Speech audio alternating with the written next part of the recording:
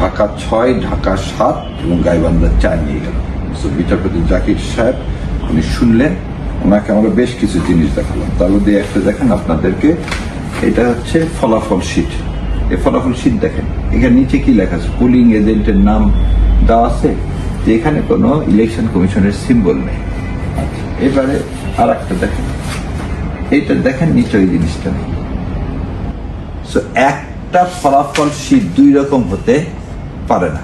এটা ছিল প্রথম জিনিস। দ্বিতীয় জিনিসটা যেটা ছিল দেখানোর ছিল, সেটা হচ্ছে পেন্সিল দিয়ে লেখা আছে। আর দেখ, এখানে লেখা আছে বৈধ ভোট, মোট বৈধ ভোটের ওখানে সব 0 0,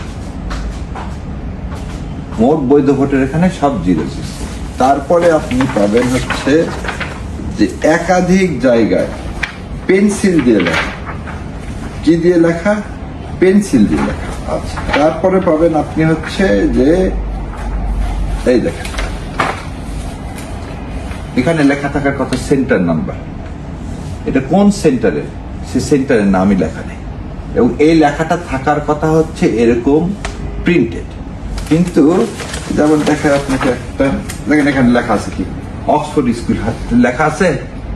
আচ্ছা, এইখানে এইগুলো দেখার পরে এই মাননীয় আদালত সন্তুষ্ট হলেন, অনারেবল হাইকোর্ট ডিভিশন এইগুলো সবগুলো অ্যাডমিট করে নোটিশ ইস্যু করলেন, সাথে সাথে ডাইরেকশন দিলেন যে যতগুলো ব্যালট পেপার রেজাল্ট শিট যা যা আছে সেগুলো সব কোর্টের কাস্টডিতে ওনারা নিয়ে নেবেন, আলাদা করে রেখে দিবেন। এবং পরবর্তী ডেট ধার্য করছেন হচ্ছে 3 তারিখে এবং 10 তারিখে।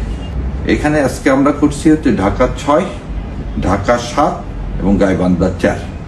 সো এইখানে ব্যবধানগুলো এই 3টাতে কিন্তু ভোটের ব্যবধান 5000-এর মধ্যে। একটাতে আছে হচ্ছে 3000-এর মধ্যে, একটা আছে 4500, একটা আছে 5000।